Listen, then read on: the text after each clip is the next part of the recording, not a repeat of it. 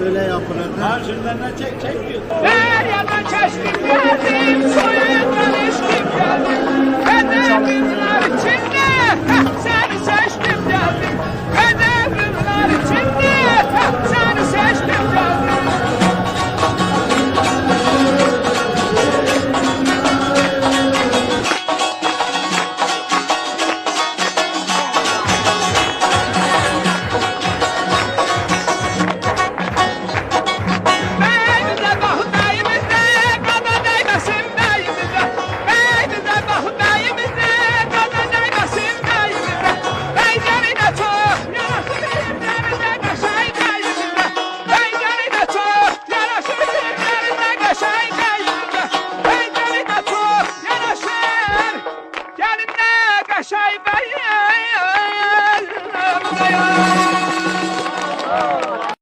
Köyden haber.